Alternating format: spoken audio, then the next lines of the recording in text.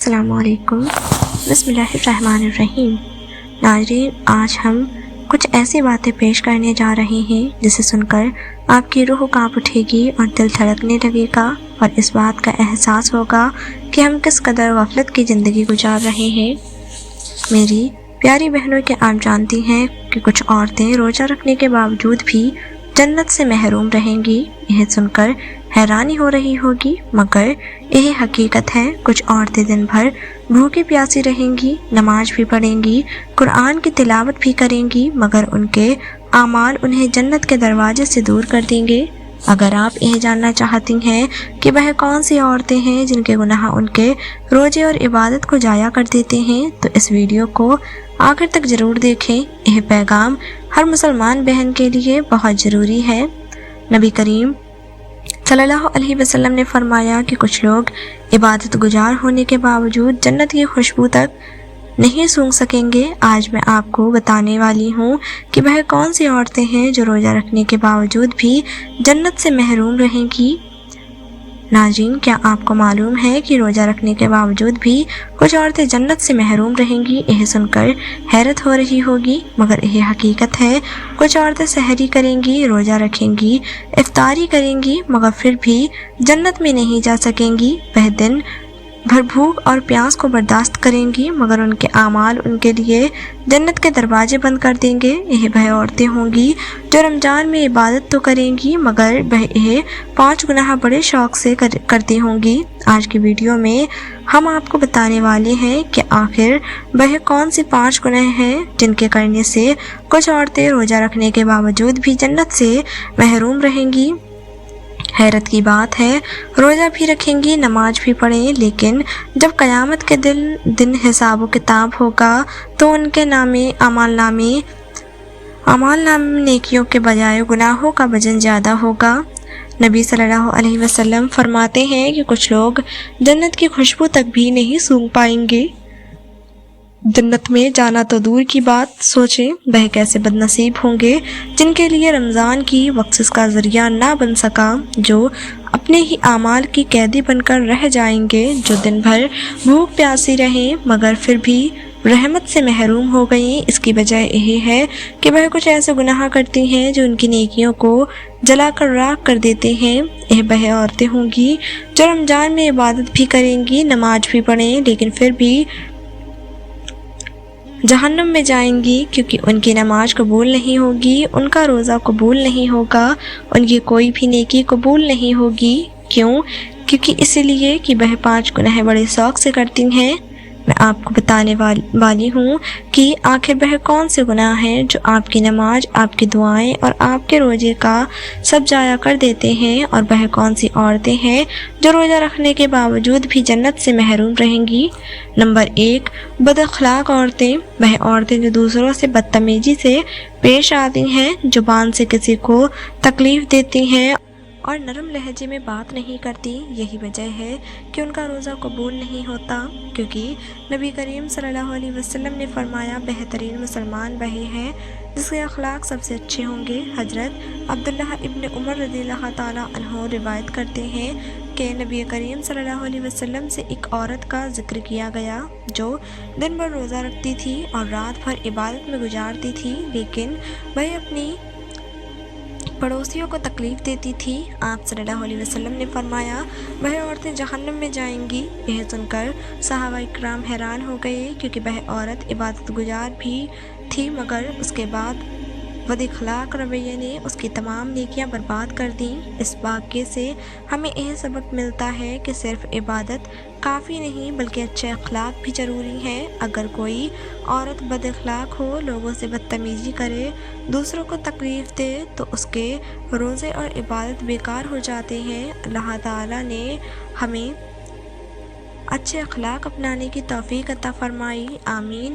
Number 2، شوہر کی ناشکری کرنے والی عورتیں۔ یہ وہ عورتیں ہیں جو اپنے شوہر کی ناشکری کرتی ہیں، ان کی نافرمانی کرتی ہیں اور ان کے حقوق کو پورا نہیں کرتی۔ نبی کریم صلی اللہ علیہ وسلم نے فرمایا اس عورت کی نماز اور روزہ قبول نہیں کرتا جو اپنے شوہر کی نافرمانی کرتی ہیں جب تک کہ وہ راضی نہ ہو جائے۔ نبی کریم صلی اللہ علیہ وسلم نے فرمایا مجھے جہنم دکھائیں تو میں نے دیکھا کہ اس میں زیادہ تعداد عورتوں کی تھی۔ صحابہ کرام نے حیرت سے پوچھا، یا رسول اللہ صلی اللہ علیہ وسلم، ایسا کیوں؟ آپ صلی اللہ علیہ وسلم نے فرمایا، یہ اپنے شوہر کی ناشکری کرتی ہیں اور احسان فراموشی کرتی ہیں۔ اگر تم ان میں سے کسی کے ساتھ پوری زندگی احسان کرتے رہو اور ایک بار کوئی بات اس کی مرضی کے خلاف کر دو تو فوراً کہتی ہیں کہ تم نے میرے ساتھ کبھی بھلائی نہیں کی۔ یہ حدیث ہمیں سکھاتی ہے کہ شوہر کی نیت کو معمولی نہ سمجھے،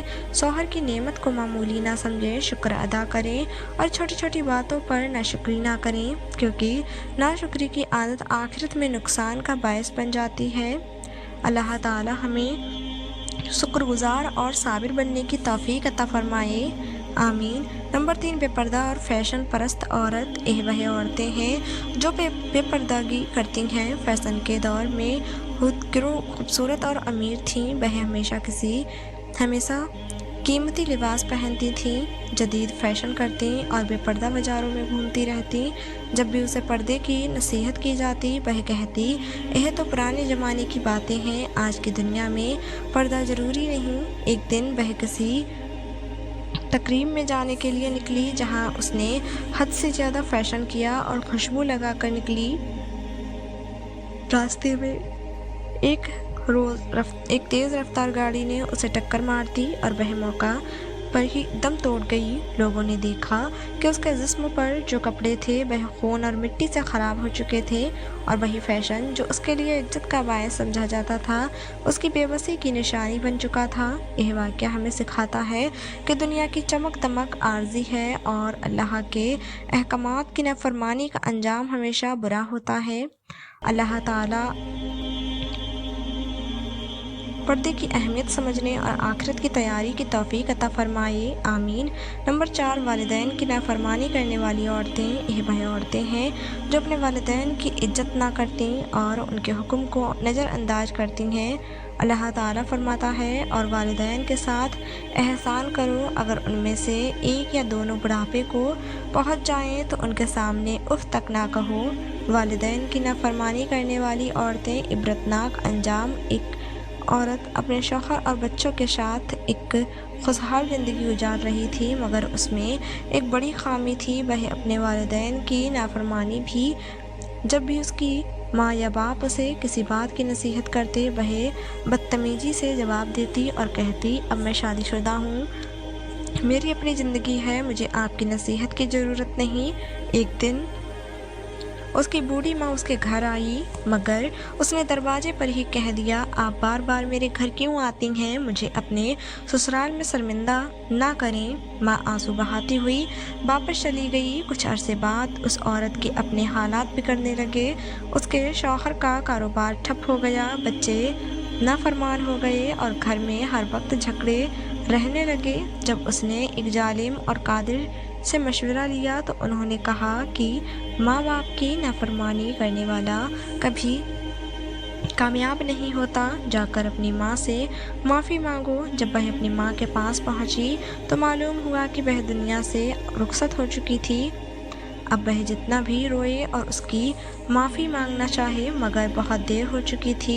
یہ واقعہ ہمیں سکھاتا ہے کہ والدین کی نافرمانی کا انجام ہمیشہ برا ہوتا ہے۔ اللہ تعالی ہمیں اپنے ماں باپ کی عزت اور خدمت کرنے کی توفیق عطا فرمائے۔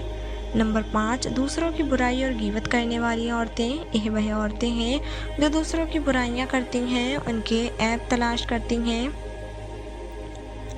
اور غیبت کرتی رہتی ہیں۔ اللہ تعالیٰ فرماتا ہے، اور کسی کی غیبت نہ کرو۔ کیا تم میں سے کوئی اپنے مردہ بھائی کا گوشت کھانا پسند کرے گا؟ نہیں، تمہیں یہ گوارا نہیں۔ ایک عورت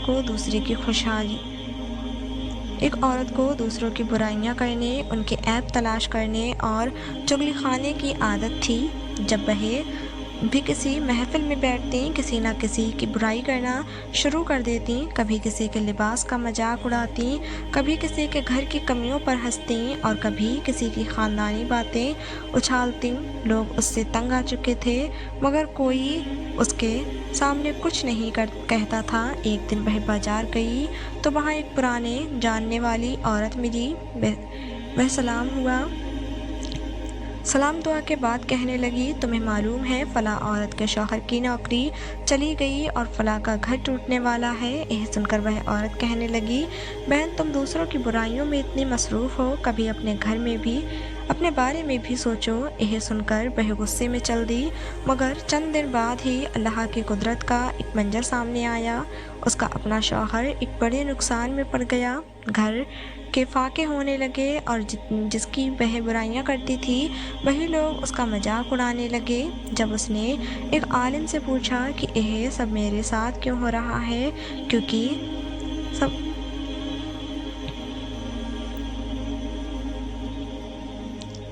تو انہوں نے کہا جو دوسروں کی عزت اچھالتا ہے اللہ اس کی عزت خاک میں ملا دیتا ہے۔ یہ سن کر وہ توبہ طائب ہوئی، مگر اس کی زندگی میں جو بگاڑ آ چکا تھا اسے سدھارنے میں بہت دیر لگ گئی۔ یہ واقعہ ہمیں سکھاتا ہے کہ دوسروں کی برائیاں کرنے سے پہلے ہمیں اپنے عیب دیکھنے چاہیے۔ اللہ ہمیں غیبت اور چغلی سے محفوظ رکھے، آمین۔ ناظرین، رمضان کے بابرکت مہینے میں ہر ایک کی بخشش ہو جاتی ہے، مگر ان 5 عورتوں کی بخشش نہیں ہوتی، کیونکہ یہ 5 گناہ بڑے شوق سے کرتی ہیں۔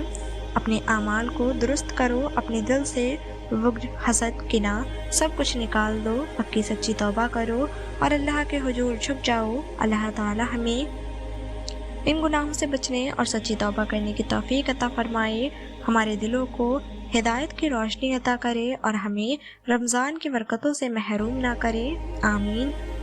ناظرین، امید کرتے ہیں آپ کو آج کی ویڈیو پسند آئی ہوگی۔ ویڈیو پسند آئی ہو تو ویڈیو کو لائک، شیئر اور چینل کو سبسکرائب کرنا نہ بھولیں۔ ملتے ہیں ایک اگلی ویڈیو کے ساتھ، تب تک کے لیے اپنا خیال رکھیں، دعا میں یاد رکھیں۔ اللہ حافظ۔